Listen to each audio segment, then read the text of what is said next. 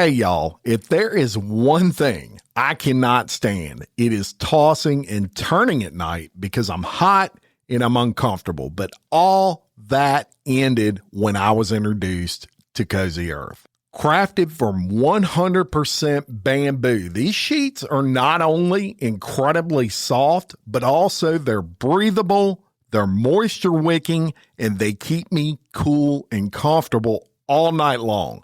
I literally sink into the bed and feel like I am sleeping on a cloud. They have everything from sheet sets to complete bedding bundles to comforters, everything you're going to need to get a night's sleep. And the brand has been featured on Good Morning America, In Style, Better Homes and Gardens. And guess what? They don't stop with bedding either. They got pajamas for both men and women. And I am telling you, they are the most comfortable pajama sets I have ever worn. They have bath towels, robes, tops, hoodies. If you wear it, sleep on it, or dry off with it, they got it. With free shipping on orders over $50, a 100-night sleep trial, and a 10-year warranty, Cozy Earth will bring you what it brought me: a good night's sleep and a whole lot of comfort. Exposed Podcast has partnered with Cozy Earth to offer my listeners 41% off by using the code EXPOSED at checkout. That's 41% off by going to CozyEarth.com and using the code EXPOSED at checkout. Sleep better, live better, choose Cozy Earth.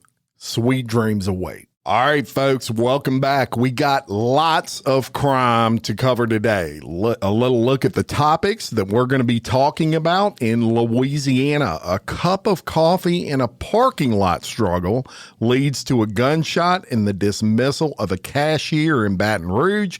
All over a cup of coffee, folks. We're going to talk about that.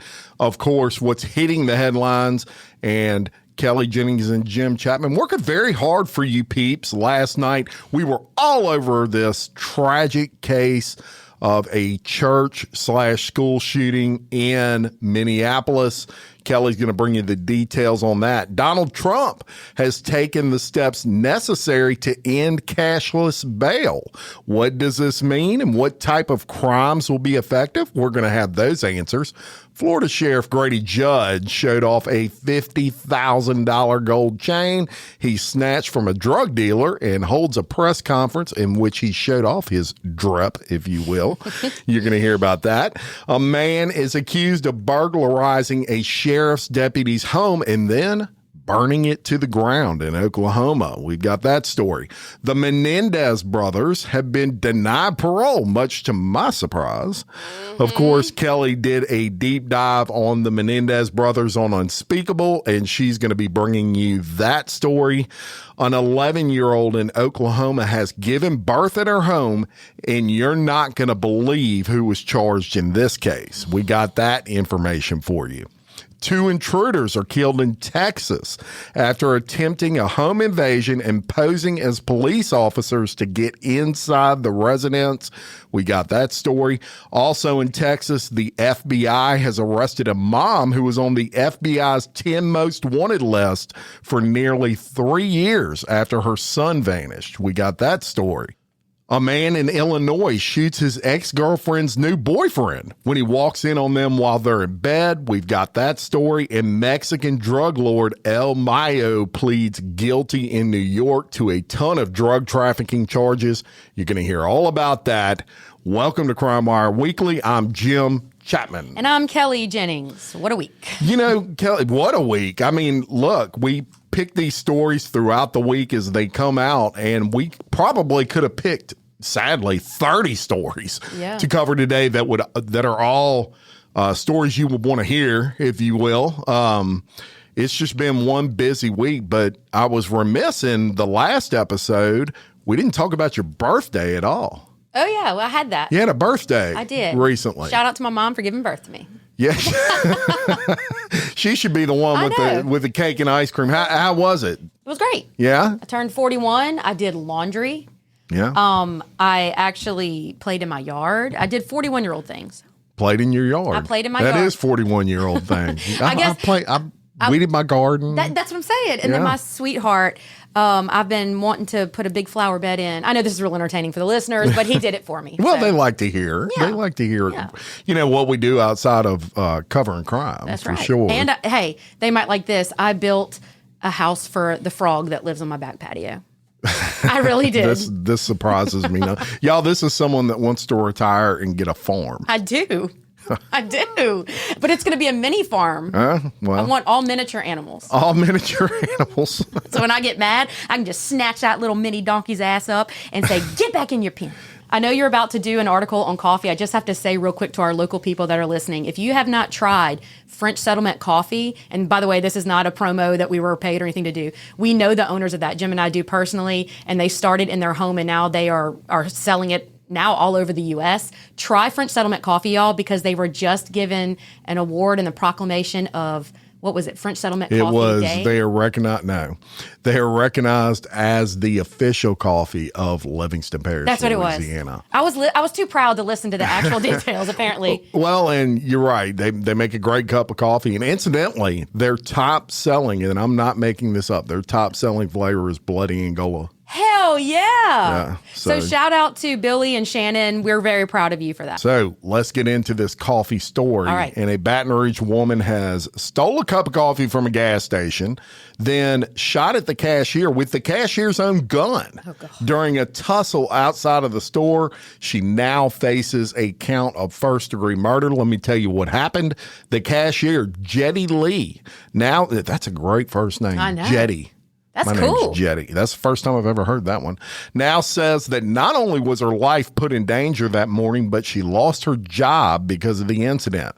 Police officers responded to the scene. This was at a racetrack shortly after 3 a.m. Friday in Baton Rouge. Nothing happens good at a racetrack at 3 a.m. A witness at the IHOP next door had called 911 to report hearing a gunshot in the direction of the gas station. During that call, the witness walked over, saw two women scuffling over a firearm in the parking lot. The incident started as a simple act of shoplifting, with Rachel Miles, who is 35, walking into the racetrack and leaving with a cup of coffee. The problem was she didn't pay for it. Lee said that other than the theft, Miles wasn't being disruptive or violent inside of the store. But a short time later, she had clocked out, retrieved her purse from her car, and she was having a little cigarette. Well, Miles starts acting kind of violent in the parking lot. Quote, I didn't go outside because she had taken that cup of coffee. I mean, it's $2.29. That from Lee. Lee said Miles began to act erratically, pushing a male customer as he left the gas station. Then Miles approached her, grabbed her purse. That, of course, escalated the situation. And the reason it did is because there was a gun in that purse. So she said, as I pushed her back, she grabs my bag. My gun was in my bag. So, of course, I'm going to put my hand on top of the bag, which it would put it on top of the gun to keep that from flying out. The other lady saw the gun. A scuffle ensued. The gun goes off while still in the purse, with the shot just barely missing a bystander. Soon the women were on the ground. They were wrestling for control of that firearm, and Lee said she managed to eject the magazine from the gun. That's pretty good when you're smart. scuffling on the ground. Right. But it was already chambered. Yeah, so a bullet was in the chamber. When she got it again, I didn't have but one more bullet in it, Lee said, but I could have lost my life. She turned the gun on me and pressed it into my chest, and then she said, bow, bow, which I guess pop, pop, her version. Lee said she was able to flip Miles onto her stomach and hold her down until police arrived. Miles, who was still armed with the gun, resisted arrest before being taken into custody. She was booked into the EBR Parish Prison on one count each of attempted first-degree murder, armed robbery, and a slew of other charges. Before being booked, Miles was taken to Our Lady of the Lake Regional Medical Center for treatment. But for Lee, that wasn't the end of the troubles. She said said that the next day she found out she had been fired from Racetrack for having a firearm on company property. That's against policy. She said she had been working at Racetrack for about 8 months, and she said she was acting in self-defense. She only had the gun on her person after she clocked out from work. Quote, "Nobody was hurt. I prevented anyone from being hurt, but I still lose my job." Kelly, thoughts? Yeah, that whole situation is I hate to say unfortunate because that could have been deadly. And I think she's very lucky. The fact the woman said bow bow and didn't shoot her, we got some some instability here. Yeah. And I'm wondering if that woman even knew there was another bullet in it. I don't know, but the fact she didn't pull the trigger is a blessing. I'll say I'm not a big fan. I'm definitely not victim blaming here. I'm just not a big fan of carrying a gun in a purse. I like it on my person so that I can control the weapon at all times. But if it was policy, you're not supposed to have the weapon and you had it, it is what it is. And then this is precisely probably why you're not supposed to have that. And the outcome, unfortunately, is I feel like the company's got it right if that was policy and she broke it. Yeah, and I think that you nailed it. The problem is situations like this are much more likely to arise if you're armed. I worked for a retail establishment for 23 years, and the entire time I worked there, even in management, we could not carry weapons. Now, I'm not going to say people didn't, right. But certainly if we would have been caught, or if we would have been in a position like what this young lady was in, that would have been it. We'd have been fired because it's policy, and you sign that policy. She should just cut her losses in this one. You're done at Racetrack. I don't think it's a good fit, and go find you something else, babe. Yeah, go be a police officer. I mean, something like that, maybe. Maybe where the crackheads don't hang out outside of the establishment often. Yeah. That might be a good a better choice or something. Yeah. But hey, I'm glad everyone survived. That's good. Thank God. She fought, but I'll say this, if you're going to carry a gun, it's more than carrying. It's like being a police officer. Just because you have a badge on doesn't mean that people are going to respect you, and you better be able to fight.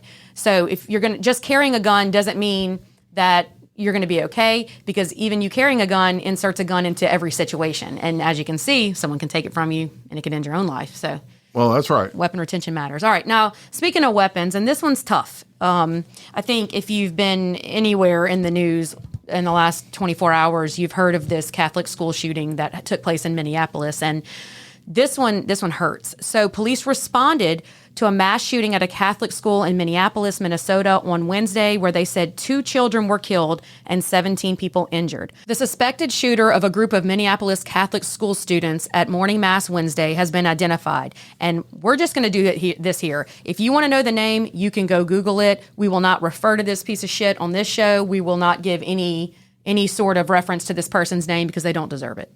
He was carrying 3 firearms, a rifle, a pistol, and a shotgun. The shooter had their name legally changed to a different name in 2019, and FBI Director Kash Patel confirmed that the shooter was transgender. Disturbing videos posted by a person using the name Robin Westman were deleted from YouTube after the shooting, showing handwritten pages of a notebook, weapons with messages painted on them, and commentary from whoever filmed them. Minneapolis Police Chief Brian O'Hara confirmed that police were aware of a manifesto that the shooter had timed to be released on YouTube. It appeared to show him at the scene and included some disturbing writing, the chief said. He added that all 3 firearms used in the attack had been purchased legally by the shooter, who had no prior criminal record. Police were serving 4 search warrants, 1 at the crime scene, and 3 more at residences in the Minneapolis metro area.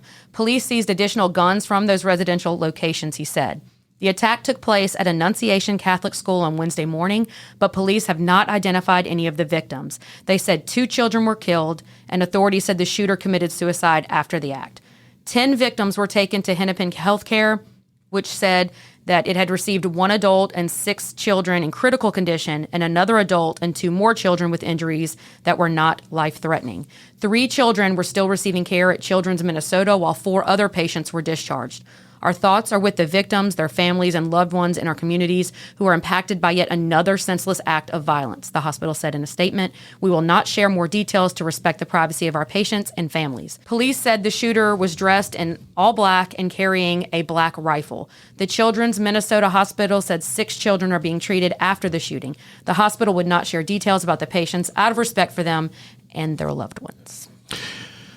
Yeah.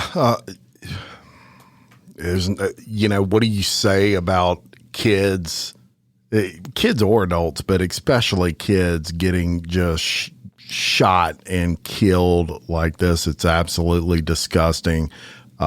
We won't dignify this asshole's name. Doesn't deserve it. I don't know what the answer is here. You watch the news and the reports on this, and of course, most people, it's the gun's fault. Okay, of course, whatever. It's not the gun's fault. And then they're looking to blame schools, and they're looking to blame the police, and they're looking to blame everybody except the person who actually did it.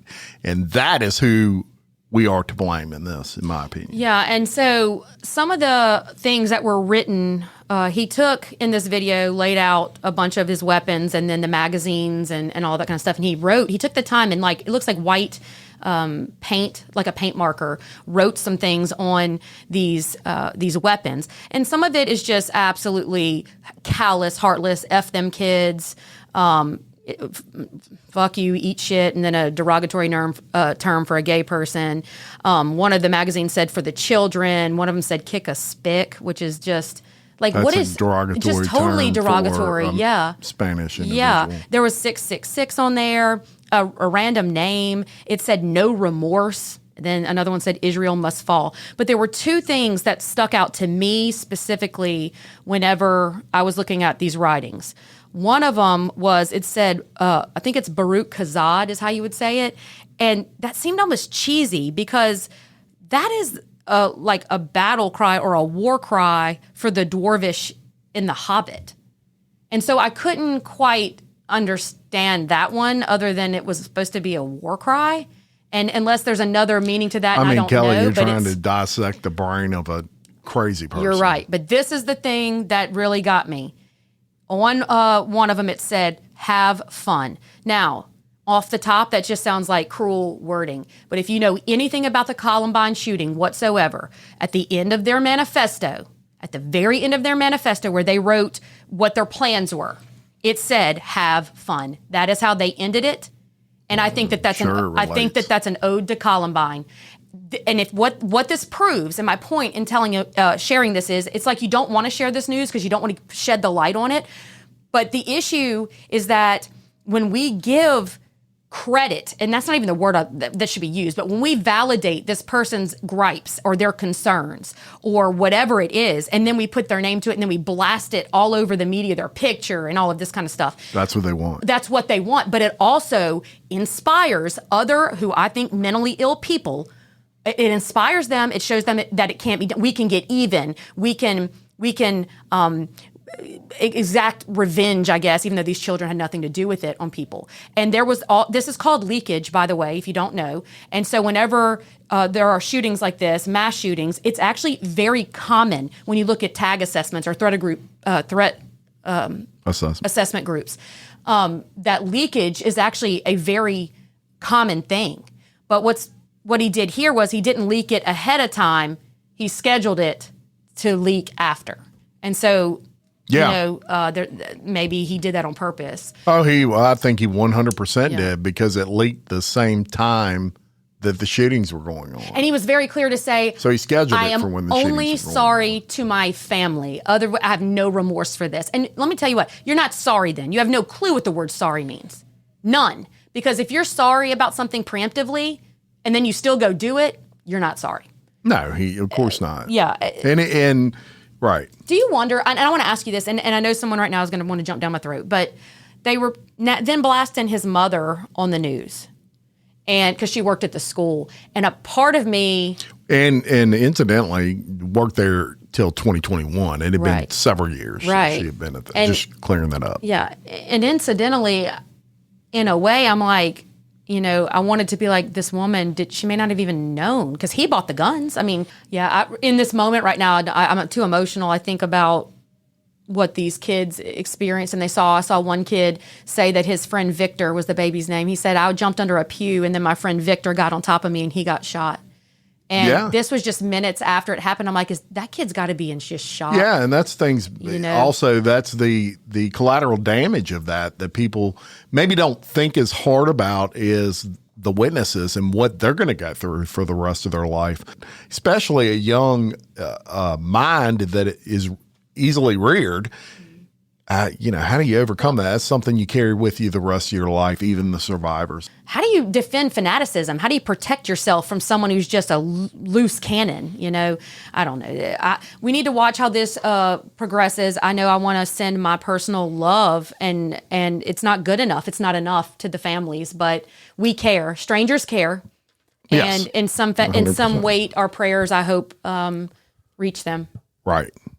Let's go to the next story, and we're going to talk about Donald Trump and his steps to end cashless bail. So let me tell you what happened. On August 25th of 2025, President Donald Trump signed 2 executive orders that were aimed at ending cashless bail, citing public safety concerns. Now, one order is national in scope, where the other is specifically dialed down to Washington, D.C., where cashless bail procedures and policies have been in effect for decades. So the nationwide order says that District Attorney General Pam Bondi, she's compiled a list of states and jurisdictions that have eliminated or substantially reduced cash bail. The order requires identifying federal funds, including grants and contracts, that could be suspended or terminated for these jurisdictions. Washington, D.C. specific order targets, obviously, the District of Columbia in particular, where the administration had already declared a public safety emergency. It instructs law enforcement agencies to pursue federal charges and holds arrestees in federal custody wherever possible, bypassing the city's cashless bail system. And there's calls for identifying appropriate actions, quote unquote, to pressure DC to change its policies. And what they're basically saying is, if you don't change these policies, you're not gonna get federal funding, or it will affect federal funding. Now, the rationale for the executive orders, Trump stated that the cashless bail is a disaster and it enables criminals to be released to commit further crimes.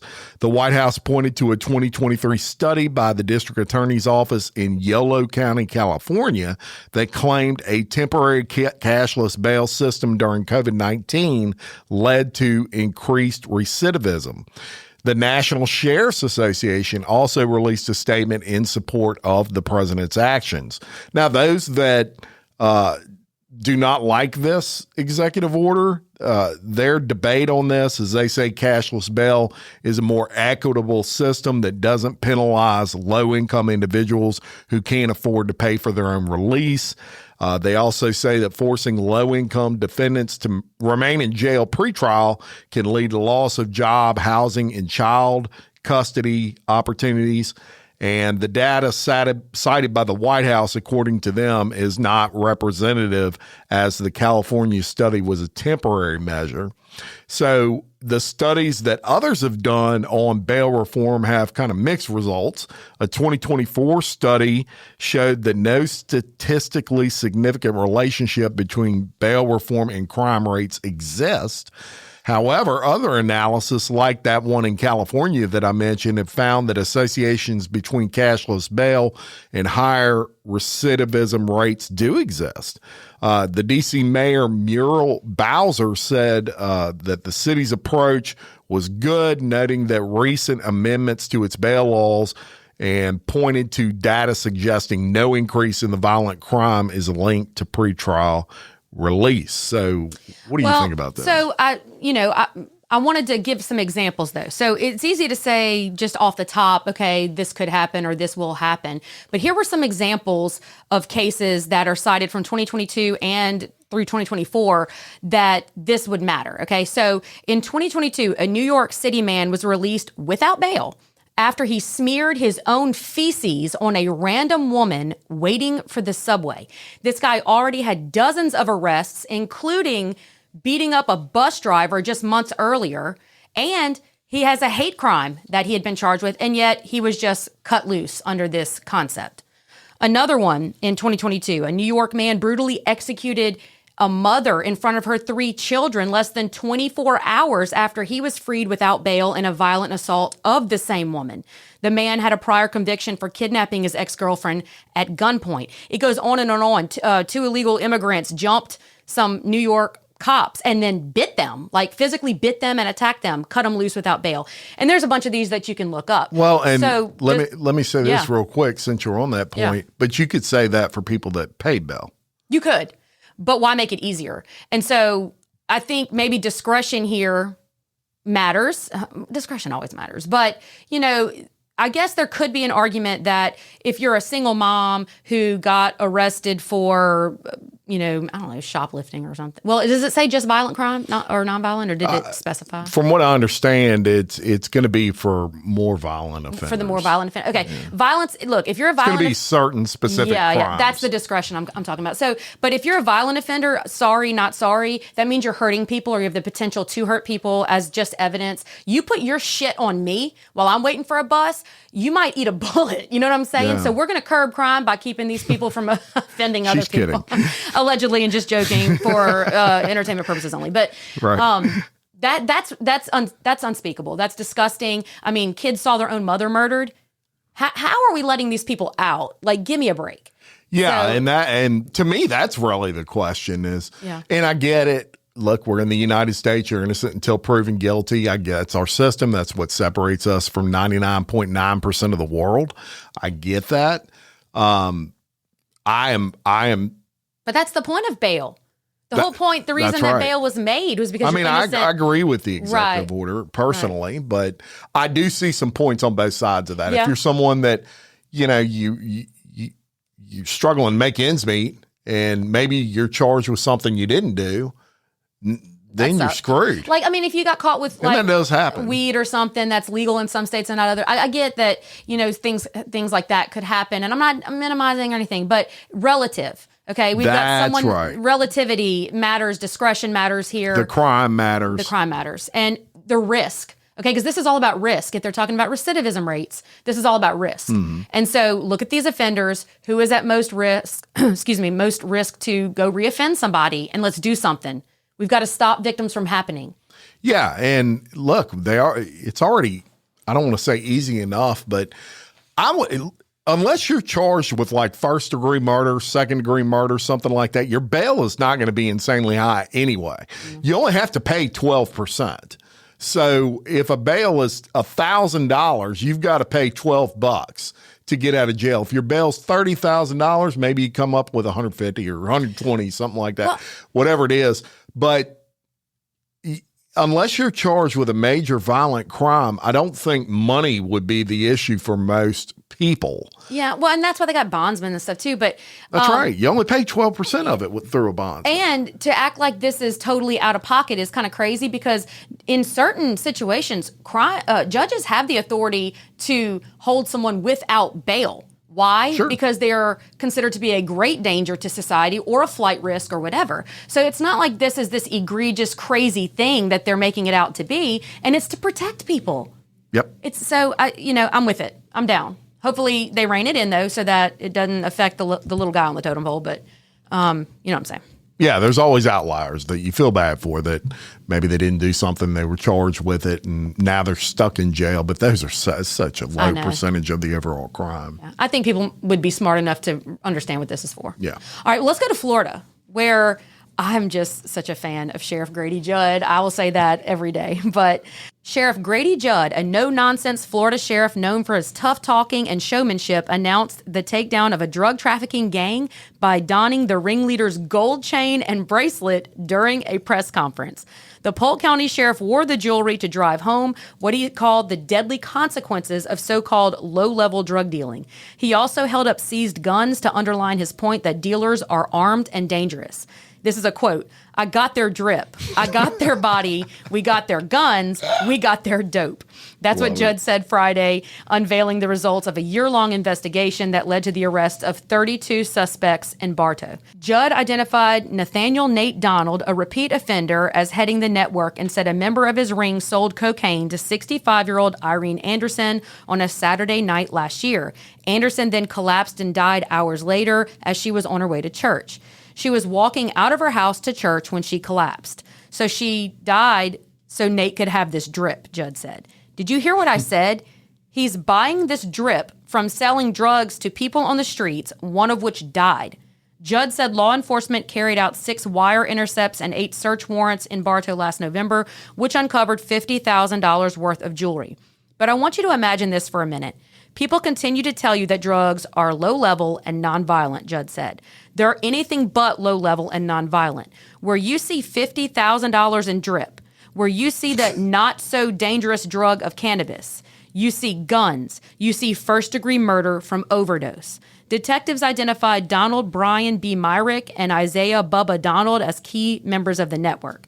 Myrick, who was released from prison in 2021 for cocaine trafficking, now faces dozens of new counts, including conspiracy to sell cocaine and trafficking methamphetamine, fentanyl, and MDMA. Troy Walker, supplied by Myrick, sold the cocaine to Anderson and has since been indicted for first-degree murder in her overdose death. In total, investigators seized thousands of grams of illegal drugs with a combined street value of $150,000. Arrests included suspects already on probation or pretrial release, and several firearms were recovered from convicted felons. Detectives said the suspects' combined criminal histories add up to 554 felonies and 394 misdemeanors. Judd said the only place for drug dealers is in prison because when they are released, they quickly reoffend, often with deadly consequences. They're a menace to society. They've got to stay in prison or people die, Judd said. Whoever tells you that narcotics is low-level and nonviolent, they're crazy. The investigation, dubbed Operation Capital City Crackdown, began in August of 2024. It was led by PCSO's Tactical Drug Unit, Organized Crime Unit, and HIDTA Task Force, with support from the state attorney's office. Homeland Security Investigations, U.S. Border Patrol, FDLE, FBI, the Bartow Police Department, and other partners. Yeah, so Sheriff Grady Judd, we've talked about him many times. He is, he's a badass. I mean, he's just awesome. Been a sheriff since the late 70s, I believe. Oh, yeah. Never been ran against, I don't think, since he's been in office, which do y'all know how rare that is for a sheriff? You're spending your time arresting people. You're pissing a lot of people off, you know, and he is just the man. But if you saw him walk into this press conference, and we'll put a picture of it on the Facebook page, right. He's got a like she said, a $50,000 chain, for those of you that don't know what drip is. And it is something you think you would see on Run DMC. Yeah, and and I got to say this, how fucking stupid are these guys, okay? You made $50,000 and you bought a fucking chain? Oh, yeah. Like, I guarantee you they have kids. I guarantee you. I don't even know these guys. I bet you there's a bunch of kids that aren't being taken care of in this situation. And you took $50,000 to buy a damn necklace? Like, you're not even bright. You're not even smart. Why didn't you go put a down payment on a house or something? Like, you know, and I'm not saying drug sales is a good thing, but you're not even smart. You're running around with a bunch of wannabes, toting guns, killing people to wear a damn necklace? Like, how ridiculous. All right, let's go to Oklahoma. And an Oklahoma man is arrested after his 11-year-old stepdaughter gave birth at home. He has now been charged with sexual abuse of a child. Dustin and Cherie Walker were both arrested last week and initially charged with felony child neglect after the 11-year-old girl gave birth to a full-term baby August 16th at home. Hey everyone, Crime Wire Weekly has moved to its own new channel. We hope you've enjoyed this preview. To continue listening, please follow the link referenced in the description of this podcast. Or simply search Crime Wire Weekly wherever you're listening. And don't forget to follow the show so you can be alerted when new episodes drop. Thanks for listening.